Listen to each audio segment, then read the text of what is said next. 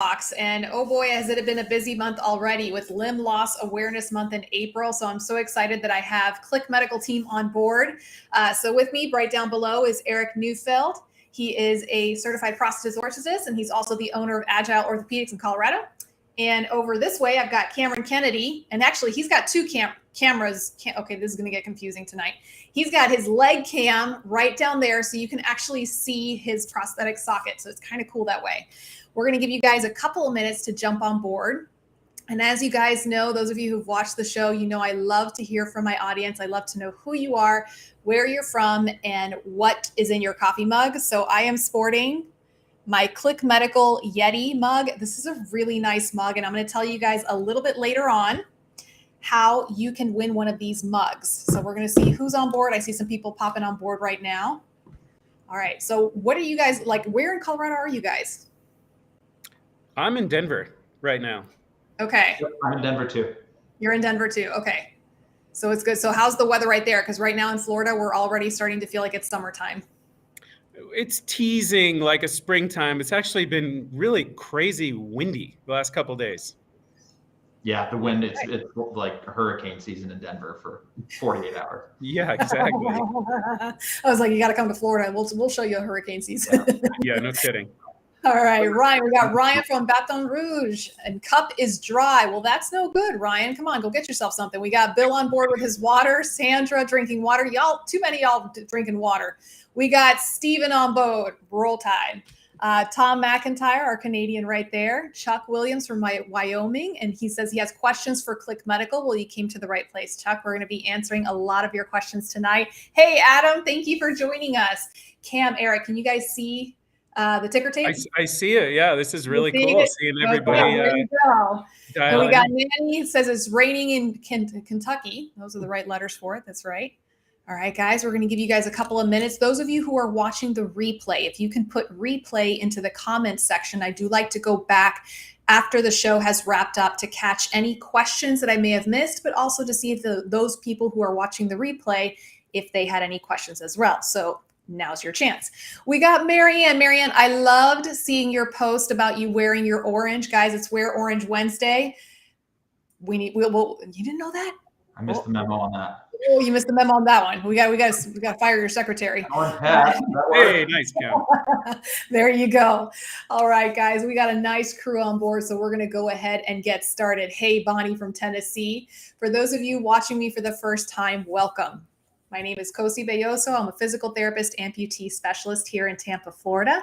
And today I have two new friends with me. We've got Cameron over here on my right, and we've got Eric here below me from the Click Medical team. Eric has his own practice in Colorado that he's going to be telling you about in a little bit. And Cameron is one of his patients. So about a month or two ago, we brought the Click Medical team on board to talk about adjustable socket technology, specifically their Revo Fit adjustable system. So we're going to do a little bit of an overview of that tonight, but then we're going to hear Eric's story and Cameron's story. And guys, this is probably one of my favorite parts about doing this show is hearing people's stories, whether it's a clinician or whether it's somebody who has undergone amputation and is going through the recovery process. I feel like hearing people's stories is just a great way to learn. Not to mention that y'all can ask Cameron all the questions you want about the Revo Fit socket. Hey, Chuck, glad you're on here on board. We got Patricia. She says she's interested in Click. We've got my compadre there from Miami. All right, guys. Actually, before we start, we're going to do our first giveaway right away. Sound good? All right. So those of you who got my email, those of you who are the cool kids on my email subscriber list, you got to click, a link to the Revo Fit quiz. So many of you responded to that quiz, and I thank you guys for doing that. And we have our winner, Diana Baker. She is going to be receiving a 3-month supply of the Liner Wand Liner Care Kit. So congratulations, Diana. Guys, we've got 2 more giveaways this evening, and I'm just going to give you the information. If you want a chance to win one of the Yeti mugs, which are really, really nice, go follow us on Instagram at Click Medical and at Cosi Talks. All right, guys? So let's go ahead and get started. Eric, I'm going to stop talking for just a few minutes, and I'm going to let you jump in right now. We're going to talk a little bit about the Revo Fit socket and specifically why it was created. You know, so many of my patients, I don't know about you, but so many of my patients are shocked when they realize that their limb keeps changing volume after surgery. So do you want to comment on that for us? Yeah, I mean, that's something that is entirely predictable. Both following surgery over that first initial period, like initial meaning right away over weeks and months, but really over a period of years where the limb matures and stabilizes and atrophies, there is a significant amount of change in volume of somebody's limb over time, but also throughout the day, up and down, especially those with any kind of like vascular disease or just vascular issues, or even those that don't have that. It's just the way the body kind of responds to fluctuation in activity, diet, hydration. All these things really affect tissue. And so, the body changes, but historically, the socket can't accommodate that. And that's really where the adjustability is so key. And finally, we have this solution that could be incorporated into any socket pretty easily. It's something we've used routinely for this reason. It's really, really easy for people to use. It's easy to fabricate on our end in the lab here, but it addresses this issue of change over time. Absolutely. And guys, I'm just going to give you a quick demonstration. Like I said, about a month or two ago, we did a full in-depth show on not just about adjustable sockets, but about sockets in general, about their shape, so that you can learn some of these words that your clinicians will be using, and the history of some of these sockets as to how we got to this point right here. So this will just be kind of like the quick overview. But with the Revo Fit system, okay, the way it's designed is when you and your prosthetist and physical therapist decide, yes, you are in fact a great candidate for an adjustable socket, your prosthetist will order a Revo Fit Kit, right? The kit comes with the cables and the BOA dial or the click reel and everything that your prosthetist will need to construct the adjustability into your new socket, right? And there's three basic ways that they have. They have what's called a gap design, which you can see it goes exactly by its name. It's a gap, usually in the back, right? And this one is an above the knee socket. So it sits like right in the gluteal area right here. You have a panel design, which from what I'm seeing, it looks like that's what Cam is wearing right there. And his actually, it's easier to see than mine. And then you have a third one, which is called a hinge design. Eric, do you still have that one with you? Yes. This is kind of a sample of a hinge design where kind of the whole panel kind of is separate and loose from the socket. And so you could kind of see, let's get a good angle. There you go. Yeah, inside, can you see how the inner liner is kind of split? There Not kind of split. I mean, it's completely split. So it lets the limb go in, and then you just click it. I don't know if you heard that kind of signature click, and then it tightens up once it's on it, and so it's very tight. And that design is something we use very routinely for initial brand new transtibial below knee amputees who tend to still have a lot of that edema or swelling, and even in a bulbous shape where the bottom is bigger than the top. Before Click came up with this or made this available, that was a very, very tricky design to come up with, or condition that we had to address. So it really solved that. It really solves that problem. But I think that would be a decent example of a hinge design where an entire piece of it just kind of flaps away from the socket itself and then comes back on when you tighten the reel. But it's really that easy. I mean, you just pull it, it releases, you push it, and it's tightened. And it goes right back in.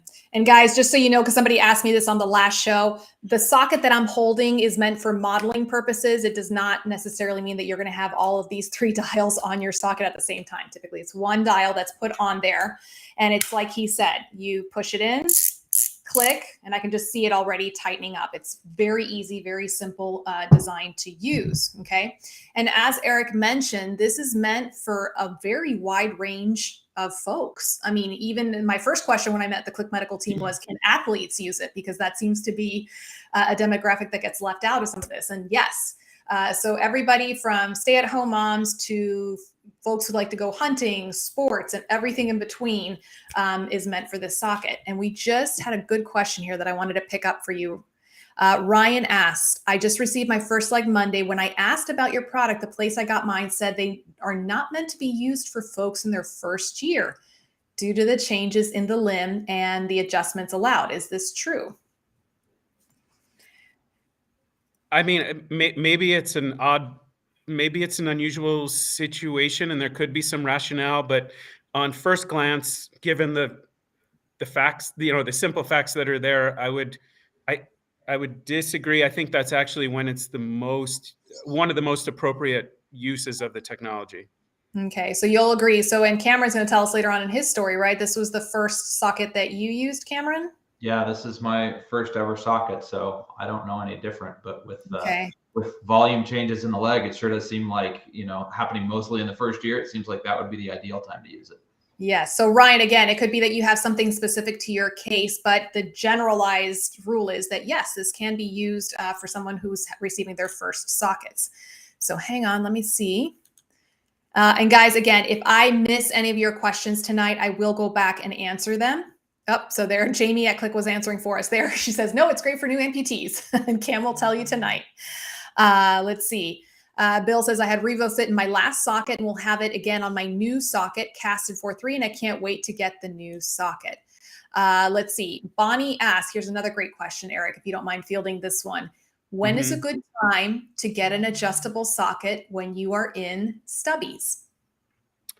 Again, as everybody on this channel, everybody on this this event knows, I mean, each situation is unique and individual. So a good time to get an adjustable socket is when it's appropriate, like when it would solve a problem or serve a purpose, and have function.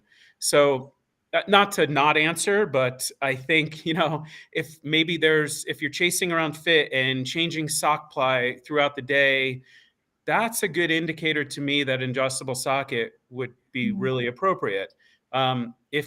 If there are sockets that are perfectly stable and you're in with zero ply or a single sock, maybe, that's good. So hopefully that's helpful. And it also, I know for me, like it's when that is what my patient is complaining about, that's basically what's holding, and I don't mean complaining like in a bad, meaning that this is what they are most frustrated about during their day with their prosthesis, is having to take their socket on and off, guest checking about sock ply, not feeling like they have too much, not too little, and that their main frustration is revolving around this. And I do have quite a few patients that this is the most frustrating part of their day with their prosthesis. Yeah, and for prosthetists, we have a way of talking about that kind of frustration when we're trying to make adjustments and re-educate patients. And we talk about it in terms of chasing the volume. Like, it's constantly chasing this volume change. And it can be frustrating for everybody, frankly. We have lots of tricks in our bag, but it can be a real challenge. And people fluctuate quite a bit throughout the day. All right, so let's see. We've got, okay, so Bonnie says, so a bilateral AK can use one on each leg. Yes. Yeah, absolutely. Yeah, the positioning of the panels, of the dials, of the cabling is all completely flexible and unique to each socket. So, the dials can be put in certain places where they wouldn't hit each other in a bilateral situation. That would be your prosthetist would be able to easily design that to make that profile work for you. Okay, and Debbie, actually, this would be a great question for Jamie and Jen to answer as well. If she was in a trauma accident, unfortunately, other issues, so my leg, so I can't work, will Medicaid pay for something like this? And it would help me so much. So I'm gonna. I could address that honestly, because we get, this is covered in Colorado at least by Medicaid. Very good. And let's see, Denise says, I'm taking my socket off and on all day with sock management where 18 ply, holy smokes, Denise, 18 ply, they bunch up, very frustrating, going to talk to prosthetists about this. Yes, definitely. Yeah, I mean, that's like the exact issue that this can solve. And I would say for anybody on who's I'm very happy to discuss with any prosthetist the billing side of it. If it's about coverage and someone's telling you it's not covered, that's something that I've worked with Click on over the years and found ways to make it happen. Not every payer, not every insurance company, but more and more over the years have covered it. And I'd love to share that with There whoever. you go. You just made Debbie a very happy woman right there. Hey, Brett, late to the party. That's all right. We're getting to the good stuff now too. All right, guys, I'm going to stop for a moment and I'm going to post my handle on Instagram and the Click Medical handle on Instagram. So if you guys still get the chance, right, y'all can still go to your Instagram accounts, follow Click Medical, follow Cosi Talks, and 3 winners, not just one, 3 people are going to receive the Yeti coffee mug. Really nice. All right, Eric, tell us a little bit about you. Who are you? Well, hi. Thanks for having me on. This is super fun. I just threw you to the wolves tonight. No, it's great. It's great. I mean, I love what I do, and Click has made it even better. So I'm really happy to be here. Really happy to talk about it. Happy to hang out with you and Cam. So I've been a prosthetist for about 20 years now, and I've worked in a variety of settings. About 6 years ago, I went on my own and I created Agile Orthopedics. And what we do is a little bit different than most practices. We're an exclusively mobile practice. So we have these kind of intentionally designed vehicles. They're like sprinter vans that have been modified with equipment and supplies and everything you really need to take care of somebody in place, whether that's at their home or even a nursing home, hospital, physical therapy office, wherever they are. It's kind of we are. So the idea is providing care on the terms of the patient, not our terms, but whatever's kind of the best for them for a variety of reasons. Sometimes it's out of need, physical limitations, truly like very difficult physically to get to an appointment, financial constraints, someone has to take a day off and bring you to an appointment, that sort of thing.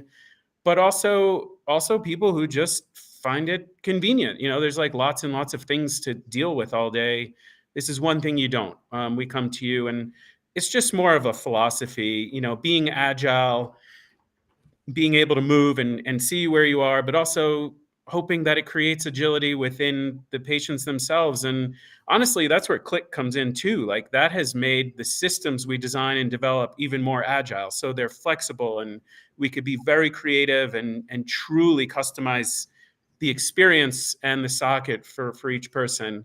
I mean, I love it. I love it. It doesn't get old. And, that first day, someone walking, and I mean, I vividly remember Cameron's first day walking. It never gets old. It is so fun. It's so exciting. A lot of work goes into it to that point for the person who's, kind of on that trajectory and that recovery part of things. And it's nice to be involved in that phase of someone's life, like kind of the upward phase, the reinvention phase. It's nice to see another fellow clinician who's just as passionate about their work. It's great.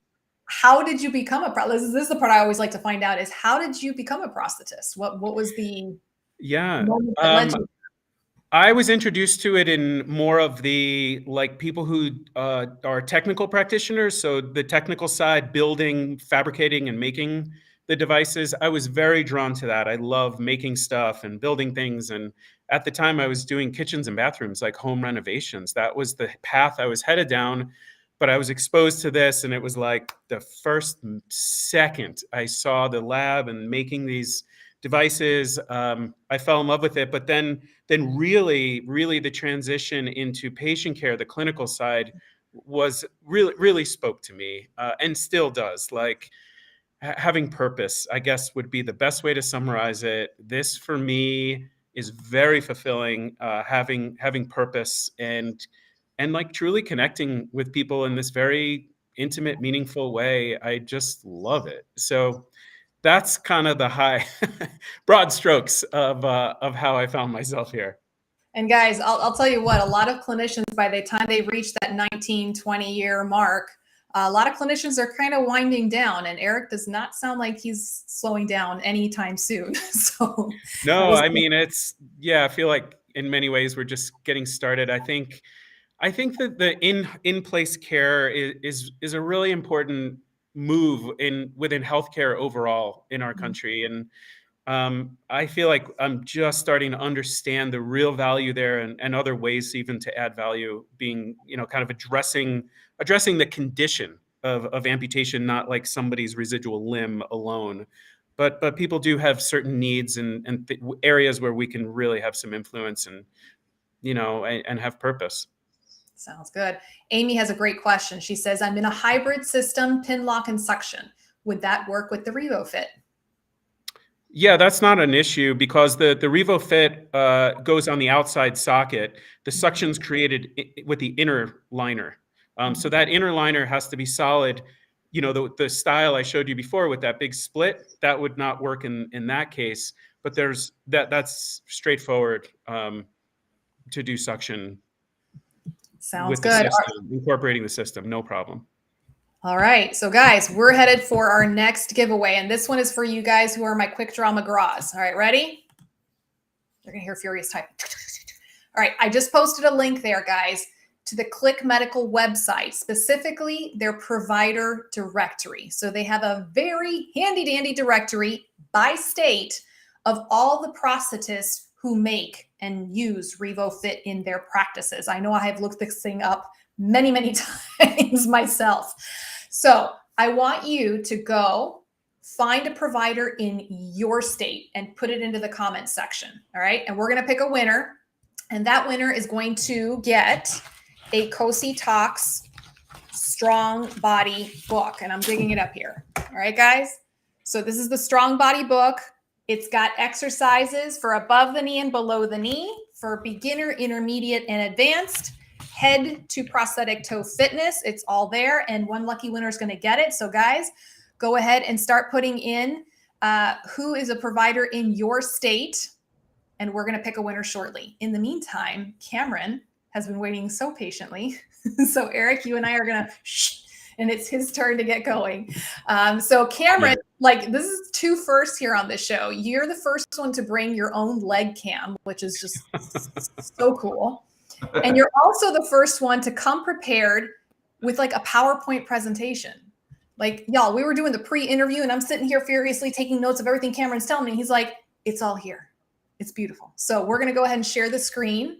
Cameron, I'm going to let you introduce yourself first, though, before I take you off the screen with your PowerPoint presentation. Yeah, for sure. Hello, everyone. Cameron Kennedy here. So I have been an amputee for a little over a year. So still pretty new in this journey, and was fortunate enough to get recommended from 2 completely different sources to Eric and Agile Orthopedics. And yeah, he's just done a great job in terms of getting me back up on my feet and walking. And I'm still obviously as new as I am, very much learning things and figuring out how to just live life. But yeah, but sorry, there's a beeping over there. But yeah, very quickly. That's who I am. Oh, professionally, I'm a data scientist. I work for a company called Shelf Engine based out of Seattle. We reduce food waste in the grocery industry. It's pretty cool. So yeah, sounds good. Very little about me, and then I'll tell you a lot more when we get to the presentation. All right, we ready? Yeah, I've got a beeping over here. It's not, as long as it's not a self-destruct or an ejection button. That's going to be fine. Yeah, nothing's going to blow up. Hopefully, let me know if that's too distracting in the background, and I can go. We're good. All right, let's see if I can share the screen. All right. All right, so the journey begins. All right, yeah. So I was, I actually built this PowerPoint in the hospital somewhat because I just wanted to chronicle what happened and how I decided to sign up for life as an amputee. And also because when you're in the hospital, it's really boring, as many of you know, and I just didn't have anything else to do. So yeah, this is my story. So I've been skiing for 40 years, and one of the ways you know you're like a diehard skier is when you get your family into it. So I have a wife and 2 kids. These pictures, the 2 on the left are of my oldest daughter, Alex when I think she was skiing her first double black in one of them, and another where she's skiing another double black. And so yeah, it's just, you know, great memories from my life. And the picture on the right with the cable car there is where I learned to ski in Austria. So I was fortunate enough to have a father who was a ski tour guide, and took tours over there. So yeah, I've been skiing for a long time, which is how my accident happened.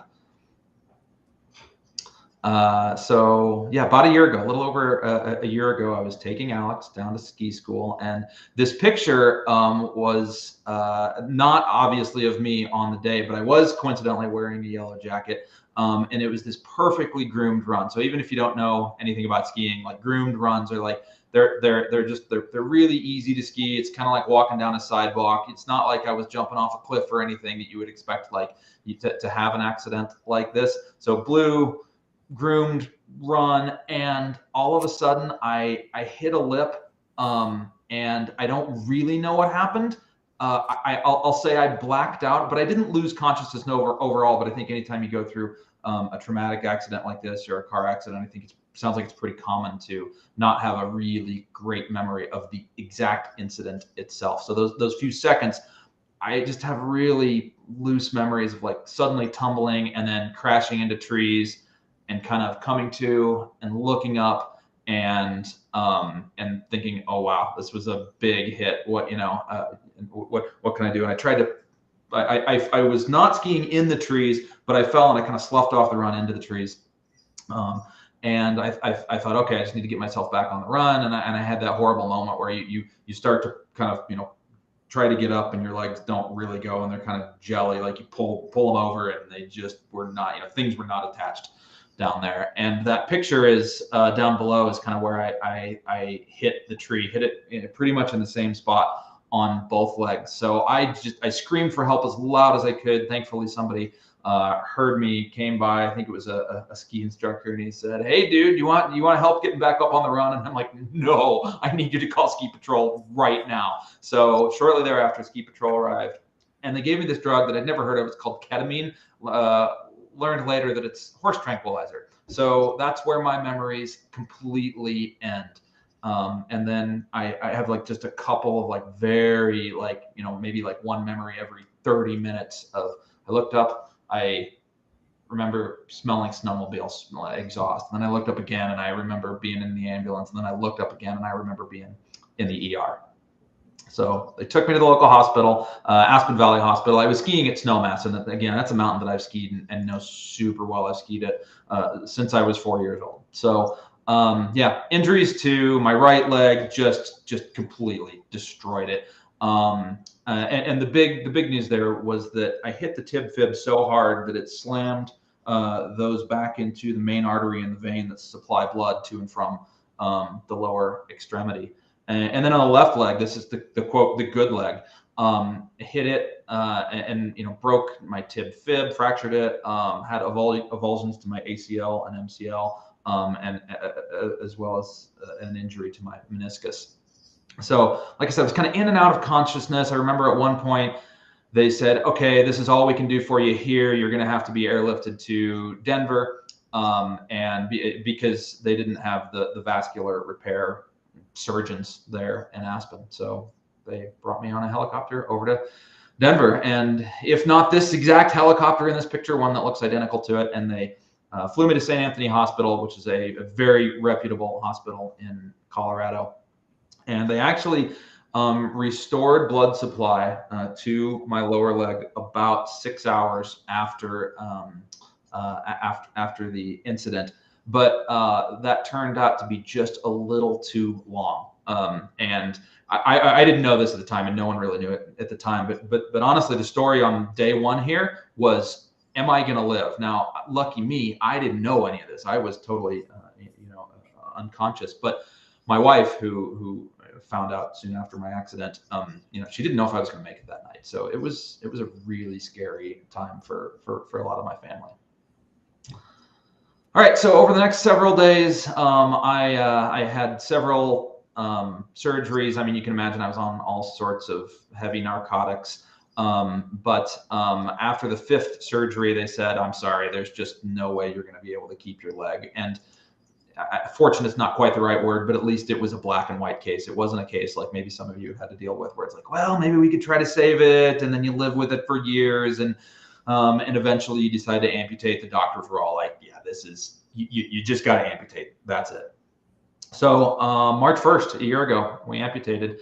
And then that was surgery number 6. Surgery number 7 was onto my good leg, which was still pretty beat up. And so they did the repairs there and put me in this brace, and it was really restricted in its range. But you know, at least I was alive at that point. So yeah, that was that. Then did several days in the hospital recovering, including a number of days at their in-house rehab unit. So 3 hours of OT and PT, and just learned how to kind of take care of myself and get around in a wheelchair, because with that left leg still broken, I couldn't put any weight on it either. And it was good. I could feel myself becoming stronger and more alert and aware. And really the only big barrier at this point was just still had a lot of pain in my amputated leg. So yeah, all told, 7 surgeries, ended up needing 16 units of blood. That was mostly on the first day. Spent 25 days in the hospital, ended up losing my right leg, and left there with a completely broken left leg that I couldn't do anything with. But that was a view from my hospital window. Yeah, came home on St. Patty's Day, and then it was like, wow, this is when the journey really begins. And so it was great to be back home with my family, but just, yeah, being able, we have a house with stairs, trying to go up and down the stairs, scooting one stair at a time. That was challenging. Pain management still really hard. And just, how do I live life? And so those initial days were hard, let alone thinking about like, oh, how do I get a prosthesis, and what's a prosthesis and how does this work? All of that. So, it was just, yeah, a lot of challenges, a lot of trauma, as I imagine a lot of you have been through as well. Well, at the hospital, I had this thought, because it was in the middle of heavy COVID times, and I liken it to being like having a cat stuck in a tree shortly after 9/11, and one of the firefighters who saved people from the World Trade Center comes and gets your cat out of the tree. That's how I viewed these people, that these doctors and nurses that were all caring for me. It really was incredible. I mean, they were just the heroes of the world, and I felt, and still do feel, really, really grateful for all of them to be able to care for me. And so I have this, probably what will be a lifelong thought about, like, wow, so many people cared for me. How can I give it back? And this was definitely, like I said, in COVID times, but it certainly dates this presentation. But I think it's still good to remember, because at the time we were thinking, okay, this COVID thing, it's kind of one and done. Where we started to see a drop in COVID rates, but I was definitely still very much of the mindset of like, no, please, folks, don't go back out into public. Just hang on another month or two, and little did we know it'd be at least another year. There's this sign as you descend from the mountains down into Denver that says, "Truckers, you're not down yet," because it's kind of an optical illusion that you think you are, but you're actually not. So this was my plea to people to just hang on a little bit more. Like that, yeah. And so this is my family. And this was while I was still in the hospital. It was the first time, because my wife was able to come into the hospital room, but they only allowed one visitor. So I actually hadn't been able to see my kids for a while, and they were 11 and 9 in this picture. And I asked them, I said, well, what do you think about my amputation? Because this is, what they're a little weirded out by this. And so my oldest daughter, Alex, she says, oh yeah, it's about like what I thought. And then my youngest daughter, she's just great. She says, it makes my butt cheeks clench, which was an absolutely hysterical moment. It really brought a lot of levity to the situation. And then as I reflected on it more, I thought, this is actually, although no one else is probably going to say those exact words, as an amputee, that's sometimes what people think, and that's kind of how they react, right? It's like, oh my gosh, like you see people who kind of, y'all who have amputations, this, they kind of look at you a little different. And some are, some want to ask and some don't. And then recognizing as an amputee, I'm obviously very happy to tell my story, but other amputees, they don't want to, right? It makes them have to relive the trauma, or, everybody's different in that way. So I was really happy that little funny nugget of wisdom came to me and gave me a little bit of empathy for others. And then challenge Aspen. So this is one of the most ironic parts about my journey is that I've been involved with Challenge Aspen since the winter of 2001 and 2002. I started there as an adaptive assistant. And Challenge Aspen is an organization that it brings possibilities to people with disabilities. And a lot of what we do is we get people back up on the ski slope, or on the ski slope for the first time. I think a lot of amputees have an experience where it's a real wake-up call. And it's like, wow, I am not going to let life pass me by anymore. And it makes them want to go do more things like this. And so I started with them, like I said, about 20 years ago, and I've been on their board since 2015. And so now I'm a participant, which is just a very, very, like I said, ironic twist of fate. But one of the great things was, even when I was in the hospital, I would have some of the staff say, don't worry, you're going to be able to walk again, and you can do athletics again. And there are these organizations that do this. And I'm like, yeah. But it was great because it kept me from having a lot of those uncertain feelings about, like, oh my gosh, my life is over. What am I going to do? And just knowing that there were organizations like this out there. And Challenge Aspen is absolutely one of the best in terms of, being able to just get people to push their boundaries and define new limits. So it's a really powerful organization, not just for the athletic aspect of it, but probably even more so for the mental aspect, and being able to help people realize, oh yes, I can do these things.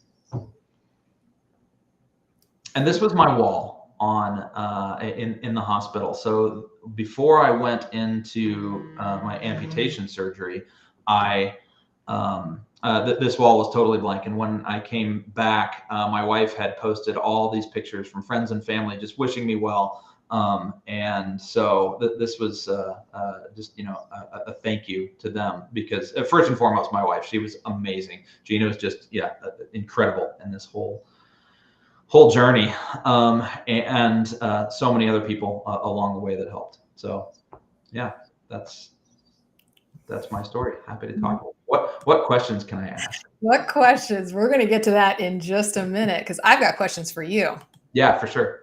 There we go. Okay, I'm back. Whoo! All right. I did it without kicking us off. I am so proud of myself for that one. So I've got to just comment. First of all, I was reading a little bit more of what in part of that PowerPoint, and you didn't get a chance to say it. That's my fault. How in your recovery process, your mindset was not, I have to learn how to walk. I have to learn how to drive. It was, I get to learn how to walk again. That right there, I was just like, oh, love that. Love that. Yeah. It's very, very much. It's like, nope, it's an opportunity, because when you go through something where you're this close to having to losing your life, it's a privilege to be able to walk. Like, every day is a bonus. Every day, with family, or getting to go to work, or whatever it is, and getting to do all these things. It's like, oh, I get to do these things. Now, tell us a little bit about how you met Eric. Yeah. How did you find this amazing prosthetist here? Right. So I'm sitting in the hospital, and the hospital had folks that came to my bedside and said, hey, we're going to hook you up, and this is the clinic you're going to go to, and this is the, this is, and they came by and they said, okay, this is the leg you're going to have. And I looked at this thing, and I was like, this leg, it's like the price of a car. And who goes to one car dealership and only looks at one model and doesn't think about any other cars? And so I just started asking questions, and I was like, well, that's interesting. Could you give me some others, and what other options are out there? And the guy, he was really nice and was very open to my questions. And he wrote down, how there's like a little hospital, like a notepad at the side of your bed. He writes down a couple on chicken scratch. And I'm like, no, I actually want to know what my options are. And so I kind of became like not enamored with with this whole process. And I was like, no, I want the choice. I got to be able, like, because pretty sure my prosthetist is going to be a really important person in my life, which he is. And I want to know what's out there. So I started just asking around, and a good friend of mine who I'd been skiing with for years said, hey, I've got this neighbor. His name's Eric. You should go talk to him. And then another person said, you should go, there's a guy down in Colorado Springs. You should talk with him. And so Colorado Springs is like a couple hours away from my house. And I thought, I don't necessarily want to drive to, that far to see my prosthetist. But I called him anyway, just to say, hey, like, how does this like amputee thing work, and what am I going to do? And so he recommended me to Eric as well. So I said, okay, I got to meet Eric. So I called him, and he came over to the house, and it was just great. I was like, wow, this is an awesome business model, because for me as an amputee, I mean, I'm lucky in the fact that I'm not more disabled than I am, right? I can be up, I can walk, I can go to the airport and fly places. And, I feel grateful to be able to do those things. Yet, as many of you know, so much of life is so much slower. So that time that Eric provides me by coming to my house instead of me having to get in my car and go somewhere, it's huge, because there's so much other time in my life that has been taken away. So I loved the business model. I loved his story that you all just heard. And yeah, it's been great since day one. So from the nuts and bolts perspective, Eric, what made you decide with Cameron to try straight to the Revo Fit versus trying a traditional socket in the beginning? Well, actually, I'd like to just back up for a minute. I mean, Cameron brings up this very interesting concept that maybe some folks have experience with that are here with us, but it's about choice. A lot of people don't know you have choices. You have choice of provider, you have choice of components, you have a choice of any of these things. And so I connected with Cameron on that, because that's the drum that we beat all the time. Like, maybe our business model or something is not for everybody, but at least like there should be a choice, like you should interview a couple of people. I'd really recommend that folks do that and find alignment with the person you're going to work with. And like Cameron said, it is a very important relationship that lasts the rest of your life. So it shouldn't just be sort of accept, whoever the first is, and maybe it ends up being the first person to meet you, but maybe it's not. So I love that you make that point, and I think it is important. In terms of like the nuts and bolts, again, my inclination is that it's very predictable that in the first 3 to 6 months, there is going to be a measurable and significant amount of atrophy and reduction of initial swelling after surgery. We know it's going to shrink. And so that's why I really almost 100% go with the adjustable system, because it's so predictable. So it could prolong that initial socket. And, you can prepare while that continues to shrink lower and lower and lower. Instead of waiting until it just doesn't fit at all, we could prepare for the next socket replacement after 6 months or 9 months or whatever. So that's why. It's because we know exactly from all of the experience and the thousands of amputees we've treated, or tens of thousands, Cosi, probably, it's like we know what's going to happen right after surgery. So hopefully that's a good answer, or clear answer. Yep.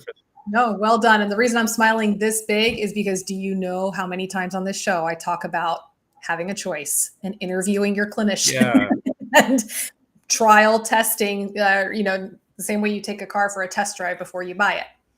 So and it's not exclusive to rehab or prosthetics. I mean, it's healthcare in general. I'm not sure people realize that you have options. We're fortunate to live in this country where, there's this robust system that provides us options. It takes a little bit of work and a little initiative, certainly. But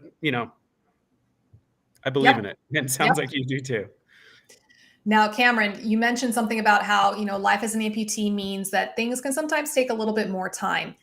How, now that you're back up on your feet, which, by the way, guys, I got to just say something here, as from a physical therapy standpoint, just the injuries he sustained in the left leg alone, is enough to put anybody out of commission. So Yeah. I'm just, your physical therapist must have their tongue hanging out with all the work that you did with them. Yeah, this is a hard-working, motivated person. I mean, could teach the class. Yeah, Well, I know about and that. a little over a year. Have you met the first year? Yeah, You just I on St. Patrick's Day, recently, so yeah. Yeah. So March 1st was the amputation. So a year and a month now. Holy smokes. Holy smokes. So how, with your life as a father, Yeah. how do you feel? How have things changed? I mean, it's definitely hard because I can't just like, oh, let's just go for a hike or let's go skiing. As much as I'm working very hard to get back into skiing, I've been out a few times, but it's hard not to be able to do things with your family. And it's also another really big. It's a tension in my life. It's a good tension. It's a healthy tension, but it is definitely a tension. Is one of my biggest motivations.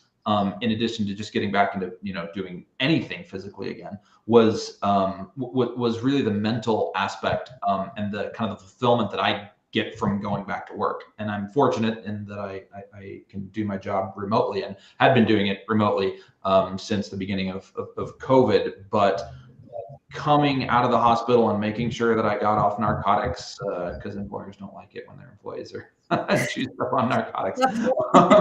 So yeah, that was a huge part of my recovery, and just determined to get back to work as quickly as I could, which I did. But wanting to do that whilst also still being in a fair amount of pain. And then Cosi, back to your question around the family, it's like, oh, I really want to work, because that was, like I said, a big part of my mental healing, and knowing that I was going to be able to work and provide value and get that kind of that satisfaction that I get from that, whilst also wanting to spend time with the family. I mean, let's just pretend if you normally sleep like 8 hours a day and you work most of the rest of that time, and you've got time for family, but then just stuff you got to do, meals and laundry and everything else. There's not much time left in the day. And as an amputee, that completely got sucked up with having to just deal with pain and having to sleep more and having to do physical therapy and having to go to doctors, follow-up appointments, and all that. So it was that was, and probably still is, attention. But I'm really happy to just be out there and still play games with the family. We went out in the backyard, and I figured out how to kick a soccer ball with my prosthetic leg. Aim's not very good, but I could kind of kick it. It was good. I could get some good distance on it. So yeah, just putting yourself out there and keep going. And I think that's one thing I know I hear from my patients is underestimating just how long this recovery process can be, and just seeing that the progress maybe not as fast as you would like for it to see, but it will continue to come. And Lord knows you're the poster child for not giving up and keep going. So thank you for that. You're making the physical therapist look good. Yeah, they were great. So Teresa has a good question. She says, is the material carbon fiber or hard plastic? Also, after adjusting it to fit snug, will it stay on well when you stand up from sitting? My carbon fiber socket seems to lose a bit of suction when I stand from sitting or rowing on my rower. I could answer that. So the material is neither carbon fiber or plastic. It's a system that integrates with whatever material the socket itself is made of. So hopefully that answers that. And kind of the bigger question is, yes, it holds its tension as you sit, stand, move around, and then you can continue to adjust the tension based on your activity. So even someone who I met with this morning said, when he gets in a car for a decent amount of time, he's able just to unlock, you kind of unclick it and release the tension and kind of let things just chill out for a little while. He's ready to get out of the car, walk into wherever he's going, and you just reach down and tighten it. So truly adjustable, infinitely adjustable, really, and integrated into whatever material the socket's made out of. Typically, that would be into carbon fiber or like a composite constructed prosthesis, which is your standard materials that the sockets are made out of. So I just kind of want to demonstrate for Teresa, because I know sometimes folks are just like, well, what exactly is the Revo Fit? Right. It's a kit, right? So your prosthetist will make the socket out of the materials that he or she would normally be using. And then the parts of the Revo Fit Kit are used. So for example, I don't know if you can see this, the cabling here, for example, the BOA dial. So these are the pieces that get put into the socket to make it adjustable. So I hope that clarifies that just a little bit more. And I'll be honest, I think that's one of the favorite features that my patients say, especially for my above the knee folks, that when they sit down, they can loosen it up just a little bit so it's not digging into the back of their leg. And then when they stand back up again, it's just a couple of clicks. Cameron, but I'd rather hear from you. Yeah. So I'll try to do a live demo here. So we'll see how it goes. But yeah, when I stand up, so I don't tighten it before I stand. I first stand, and then it's pretty loose now. I'll put the weight on the leg to really get the distal end of my leg like way down here into the, as far down as I can get it. And then at that point, then can you see it here? Yeah. So yeah, I push this in, and then that allows it. I'm going to demonstrate. This is more than it would ever come out, but like you can see, these things these panels, they come way out. They would never normally come that out, but you can see as I tighten it down here, they squeeze in on the leg. So yeah, first put the leg in first, and then stand and tighten it down as what, just to kind of whatever feels comfortable and based on whatever I'm doing. So if I'm just walking into the other room, probably wouldn't tighten it that hard. If I'm going for a walk outside, I'll give it a couple extra cranks, and yeah, off we go. Make it snug. So I do want to announce the winner of our second giveaway. So Rhonda Jones, congratulations. You'll be receiving the Cosi Talk Strong Body book. And for my first winner also, Diana Baker, y'all make sure to send us your addresses so that we can send you your prizes. Okay. You can find us pretty much everywhere on social media, either Click Medical or Cosi Talks. All right, guys, I want to get a couple of these questions in. Lisa comments, good for you for recognizing right away. We were overwhelmed and went with the prosthetist that they sent at the hospital. I know that this is a very, very common thing I hear from all my patients. And it's like you said, sometimes that first meeting with that first person who visits you in the hospital, it's the perfect match right there. But more often than not, a lot of my patients say, yeah, we ended up kind of looking around a little bit to find just that right fit. But you can't blame anybody for, there's so much going on in that phase of recovery, and there's so much to think about as you prepare to leave and go home and modify there's a lot to think about. So, I get it. It's so clear why that happens generally. It's just so much to figure out, and it's no mystery. It's overwhelming. I mean, that's very reasonable. Yep. Totally. And Johnny says, I remember getting off narcotics to put my head back on my shoulders. And Johnny, I need to introduce you to Cameron. Cameron, he just started learning how to ski after. He's awesome. He's awesome. So you and Greg Menino and Johnny, y'all need to meet each other because he goes out to Colorado to go skiing all the time. So we need to do that. Sorry, off topic. Yeah, no, not off topic at all. That's what it's all about. Let's make it happen. Let's see. Chuck asks, can you use a fine metal cable instead of the rope?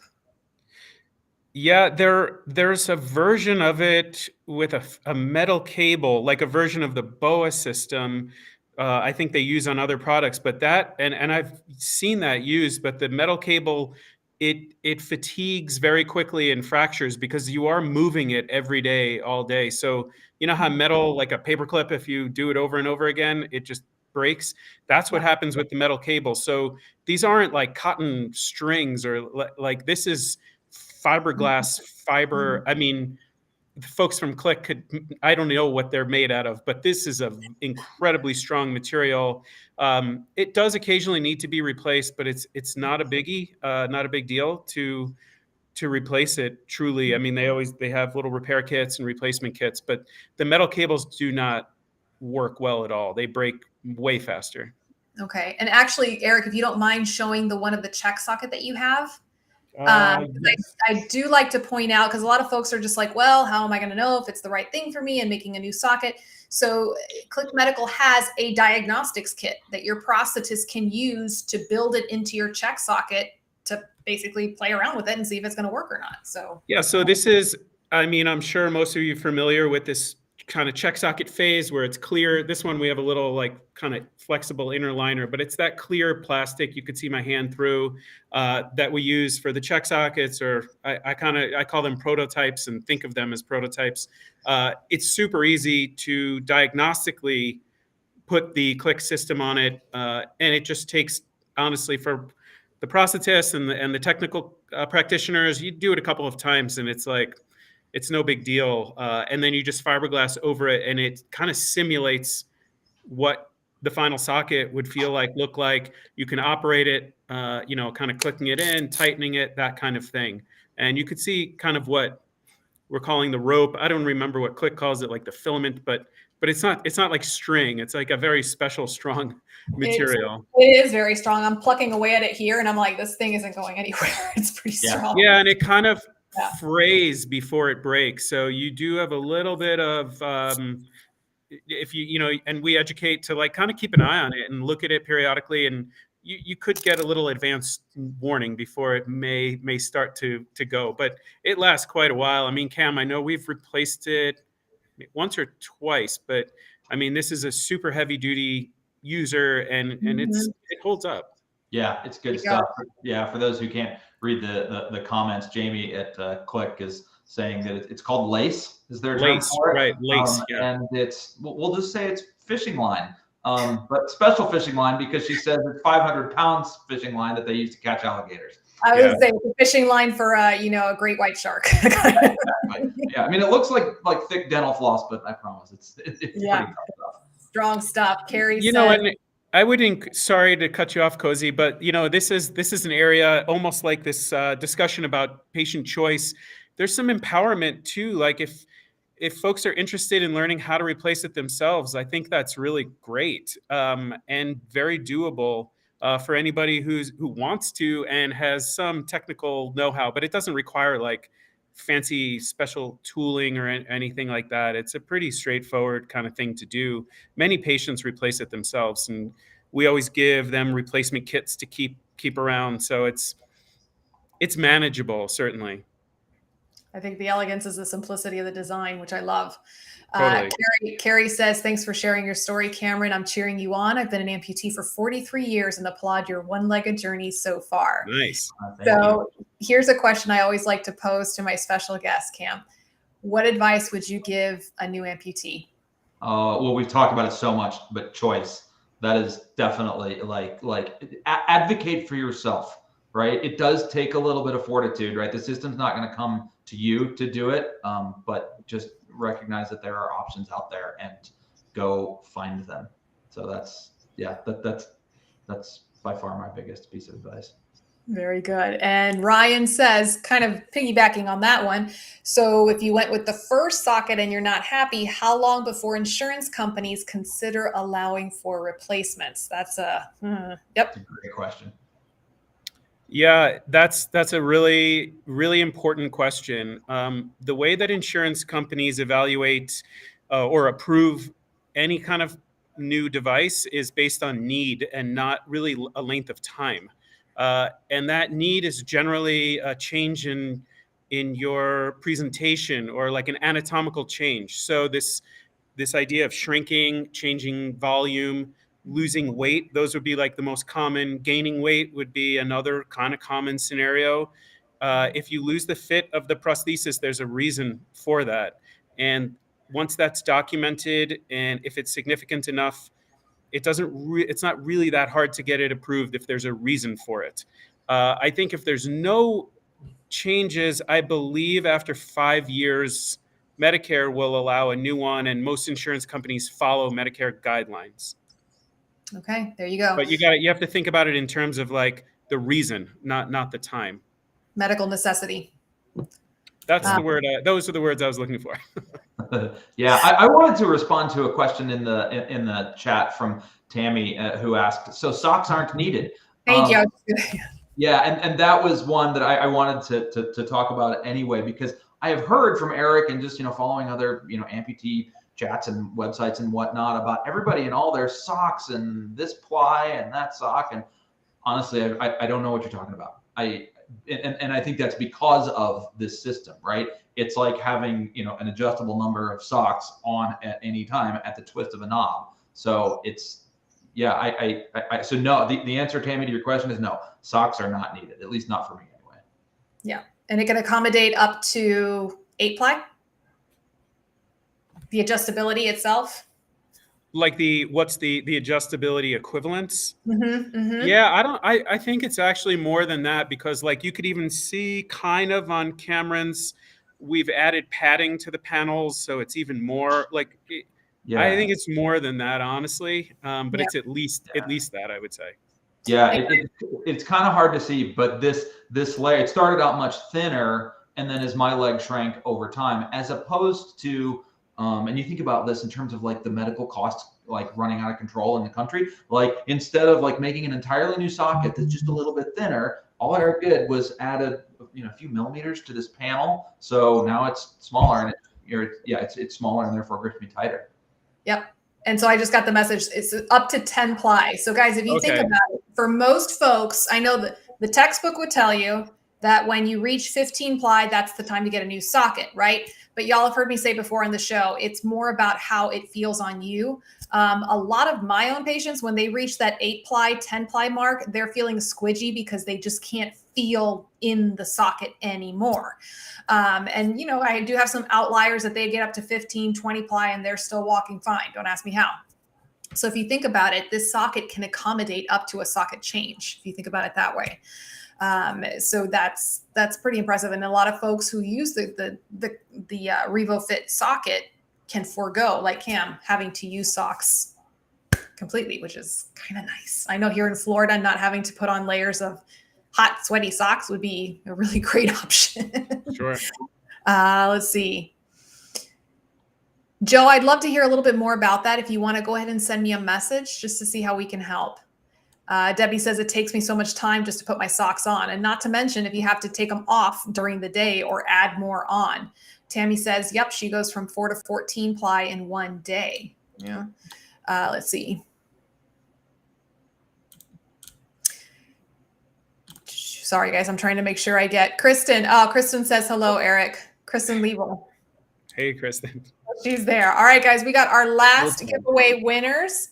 Those of you who have been following us on Instagram and supporting us that way, we thank you. And specifically, Melissa DeShellis, Marianne Thompson, and a handle that says Left, AKA Harley Ryder. So we're going to have to hunt down that person's name. But congratulations to the three of you.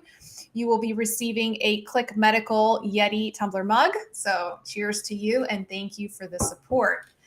All right, guys, let me just kind of scroll down, make sure we're keeping all of the questions here. And again, guys, if we missed your questions this evening, I will be going back and we'll be answering all of those questions. If you think of a question after the live feed shuts down, because that always happens, make sure you email me, cosi@cositalks.com. Pretty easy to find us. But I do want to take this time to, first of all, thank my sponsor, Click Medical. It has been wonderful working with your team this year. You are new to the Cosi Talks family, and I welcome you, and I'm so happy that you are a part of this show this year. Cameron and Eric, for your time, your talents, and your stories. Thank you both so much for taking the time to be on the show this evening. Really appreciate it. Yeah, thank you for having us.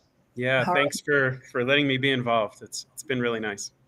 All right, guys. Well, as always, thank you for letting us be a part of your lives this evening. Oh, I almost forgot. Last part of the giveaway. This is the Easter egg giveaway for Cosi Talks, meaning only those of you who are watching this show right now can be in on this giveaway. So for Limb Loss Awareness Month, I am going live every single day. You've been seeing a lot of me so far. So anytime one of you shares one of my videos, whether it's on Instagram, Facebook story, I will write your name down and put it in the raffle. And at the end of this month, I'm going to pick one lucky winner who gets a full year for a Strong Body subscription and a Strong Body book. All right, guys, so keep sharing those videos out. Okay, guys, we will see you same bat time, same bat channel next week. Have a great evening.